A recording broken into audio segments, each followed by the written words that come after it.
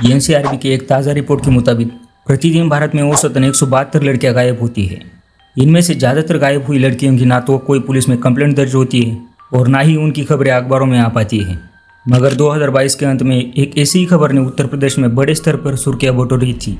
खबर एक ही घर से 9 दिनों के अंदर 3 बहनों की रहस्यमय तरीके से गायब होने की थी। शुरू में तो पुलिस वाले लड़कियों की गायब होने की खबर सीरियसली नहीं लेते हैं, मगर जब बात बड़े अधिकारियों तक पहुंचती है तो पुलिस वाले मामले की छानबीन शुरू करते हैं। छानबीन के दौरान गायब हुई लड़कियों से जुड़ी हुई कई हैरान कर देने वाली जानकारी सामने आती है। यह किसी अपनों ने ही गद्दारी की थी।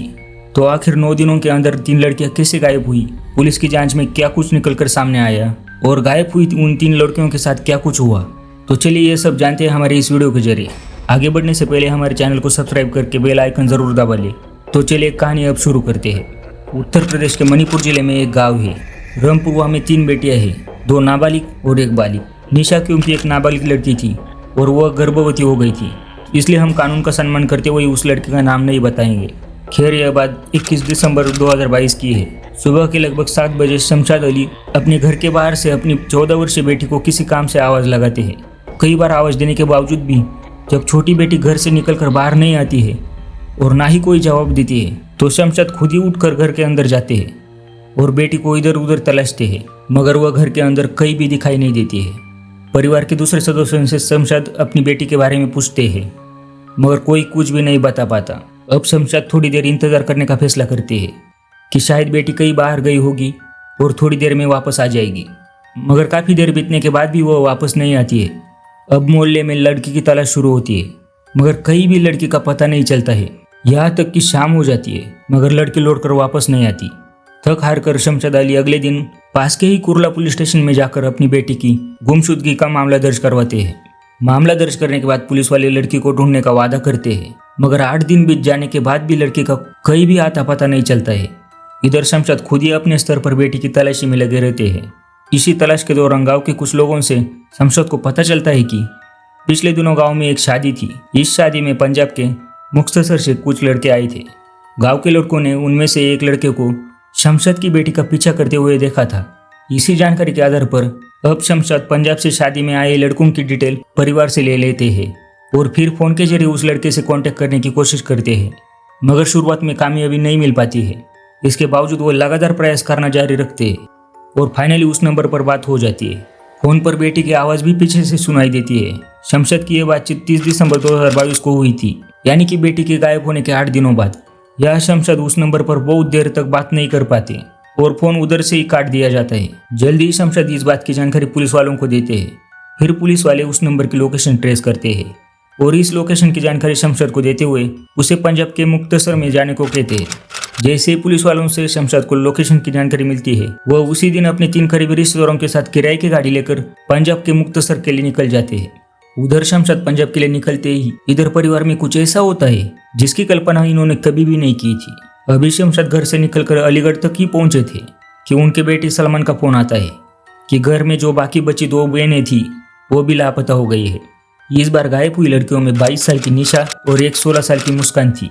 अब यह शमशाद के सामने दोहरी दुविधा आ जाती है कि वह 8 दिन पहले गायब हुई बेटी को ढूंढने पंजाब जाए या फिर घर वापस जाकर अभी गायब हुई 2 बेटियों की तलाश करे। शमशाद पंजाब जाने का फैसला करते हैं और वह लंबा सफर तय करके फाइनली पंजाब के मुक्तसर में पहुंच जाते हैं। स्थानीय पुलिस स्टेशन में जाकर वह पूरे मामले की जानकारी पंजाब पुलिस को दे देते हैं। शमशाद की पूरी कहानी जानने के बावजूद पंजाब पुलिस कोई भी मदद करने से ये इनकार करते हुए ये कह देती है कि इस केस से संबंधित कोई भी जानकारी उत्तर प्रदेश पुलिस ने उन्हें नहीं दी है। इसके अलावा पंजाब पुलिस की ओर से यह भी दलील दी जाती है कि अगर आप स्थानीय पुलिस को लेकर आते तो हम आपकी मदद कर सकते थे। काफ़ी मिन्नतों के बावजूद पंजाब पुलिस उसकी कोई मदद नहीं करती, तो वह हारकर पंजाब से वापस लौट आते हैं। घर वापस लौटकर यह सबसे पहले फिर से स्थानीय पुलिस स्टेशन में जाकर अपनी 2 बेटियां निशा और मुस्कान की किडनैपिंग की रिपोर्ट दर्ज करवाते हैं। जब तक एक बेटी गायब हुई थी, प्रशासनिक स्तर पर मामला ठंडा ही रहता है, मगर जैसी और 2 बेटियां गायब होती है तो प्रशासन अलर्ट हो जाता है। जल्दी इस मामले में शमशाद मैनीपुरी के एसपी विनोद कुमार से मिलते हैं और पूरी घटना की जानकारी देते हैं। एसपी के निर्देश पर जल्दी ही 3 लड़कियों को ढूंढने के लिए 2 टीम बनाई जाती है। इस टीम के सामने शमशाद अपना बयान दर्ज करवाते हुए बताते हैं कि 4 नवंबर 2022 को उनके मोहल्ले में रहने वाले राकेश की बेटी की शादी थी। इस शादी में राकेश के कुछ दोस्त पंजाब से आए हुए थे। उनमें से एक भरत सिंह नाम का लड़का भी था। आसपास के लोगों के द्वारा दी गई जानकारी के आधार पर शमशाद पुलिस के सामने भरत सिंह को ही तीनों बेटियों का अपहरण का मुख्य आरोपी बनाता है। उसके बाद कुर्ला पुलिस स्टेशन के एसएचओ शमशाद द्वारा दिए गए मोबाइल नंबर पर कॉल लगाते हैं। एक अधेड़ उम्र का एक व्यक्ति फोन उठाता है। पूछे जाने पर वो खुद को भरत सिंह का पिता बताता है। पीछे से फोन पर शमशाद की छोटी बेटी की आवाज़ भी सुनाई देती है। वह डरती हुई आवाज़ में अपने पिता से कहती है, पापा मैं अब वापस नहीं आ पाऊंगी। इसके बाद फोन कट जाता है। फोन भले ही कट गया था मगर पुलिस वाले अब इस मोबाइल नंबर को ट्रेस करते हुए लोकेशन का पता लगाते हैं और फिर 10 जनवरी 2023 को शमशाद को अपने साथ में लेकर इस लोकेशन के लिए निकल जाते हैं। जब पुलिस वाले पंजाब के मुक्तसर पहुंचते हैं तो उन्हें निराशा ही हाथ लगती है, क्योंकि जो लोकेशन पुलिस ने ट्रेस की थी वह कोई नहीं था और उस घर पर भी ताला लटका हुआ था। इस बीच लगभग 1.5 महीने का समय यूं ही निकल जाता है। इस बीच पुलिस वाले उस नंबर को लगातार ट्रेस करना जारी रखते हैं। इसी दौरान एक दिन पुलिस वालों को एक बार फिर से उस मोबाइल नंबर की लोकेशन पंजाब में मिल जाती है। इस बार पुलिस वाले बिना देर किए तत्काल ही पंजाब के लिए रवाना हो जाते हैं और ट्रेस की गई लोकेशन पर रेड मारते हैं। 4 फरवरी 2023 को इस बार पुलिस को भरत सिंह वहां मिल जाता है। तुरंत ही पुलिस वाले भरत सिंह को हिरासत में ले लेते हैं। इसके अलावा पुलिस को इस घर में शमशाद की गायब हुई छोटी बेटी भी मिल जाती है। पुलिस लड़की को अपने साथ में लेकर उत्तर प्रदेश वापस आ जाती है। यह स्थानीय अस्पताल में जांच के लिए लड़की को भेजा जाता है। जांच में पता चलता है कि नाबालिग लड़की गर्भवती है। लड़की की गर्भवती होने की बात सामने आने के बाद परिवार वालों की ओर से लड़की का अबॉर्शन करने की मांग की जाती है। इस पर फैसला लेने के लिए एक कमेटी का भी गठन किया जाता है। अब एक लड़की तो पुलिस को मिल गई थी मगर 2 बहनें अभी भी गायब थी। उन 2 बहनों की तलाश में अब यह बरामद हुई लड़की ही सबसे महत्वपूर्ण भूमिका निभा सकती थी। इसलिए पुलिस वाले उससे पूछताछ का सिलसिला शुरू करते हैं और पूरी कहानी समझने की कोशिश करते हैं कि यह आखिर गायब कैसे हुई और पंजाब तक कैसे पहुंच गई। अब पुलिस वालों की पूछताछ में लड़की खुलासा करती है। उसे जानकर हर कोई शौक रह जाता है। पुलिस पूछताछ के दौरान लड़की बताती है कि गायब होने से 3 दिन पहले यानी 18 दिसंबर 2021 को वह अपनी बड़ी बहन निशा के साथ घर से बाहर गई हुई थी। पासी के बाजार में निशा अपनी छोटी बहन की मुलाकात राहुल नाम के एक लड़के से करवाती है। निशा अपनी छोटी बहन को राहुल के बारे में बताती है कि यह उसका दोस्त है और बहुत ही अच्छा लड़का है। इसी मुलाकात के दौरान ही राहुल निशा की छोटी बहन को अपना महंगा मोबाइल, कपड़े और दूसरी चीजें दिखाता है और उसे इम्प्रेस करने की कोशिश करता है। साथ ही उससे कहता है कि अगर तुम्हें यह सब चाहिए है तो मैं तुम्हारी मदद कर सकता हूँ।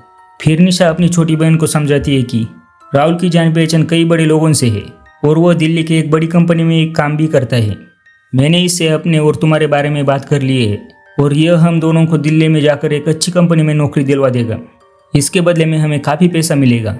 इस पैसों से हम हमारे परिवार की गरीबी दूर कर पाएंगे। इसके साथ ही निशा अपनी छोटी बहन को कहती है कि इसके बारे में अपने घर में किसी को ना बताए। वह कहती है कि जब हमें अच्छी नौकरी मिल जाएगी तब इस बारे में हम घर वालों को बताएंगे और हमारे माता पिता को भी साथ दिल्ली में रहने के लिए लाएंगे। तब इस बारे में हम अपने माता पिता को बताएंगे और उन्हें भी अपने साथ दिल्ली में रहने के लिए बुला लेंगे। इसी के बाद प्लान के मुताबिक सब कुछ हो जाता है।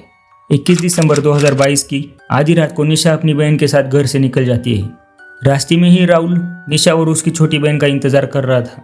जैसे ही दोनों राहुल से मिलते हैं, राहुल दोनों को लेकर रेलवे स्टेशन चला जाता है। वहाँ पर एक भरत सिंह नाम का लड़का इन दोनों को इंतजार कर रहा था। यहाँ पर भरत और राहुल के बीच कुछ बातचीत होती है। फिर राहुल छोटी लड़की से कहता है कि यह तुम्हें दिल्ली ले जाएगा और यही तुम्हारी नौकरी लगवाएगा। लड़की के खुलासे के मुताबिक सारी बातचीत होने के बाद यहीं पर भरत दोनों बहनों को मिठाई खिलाता है।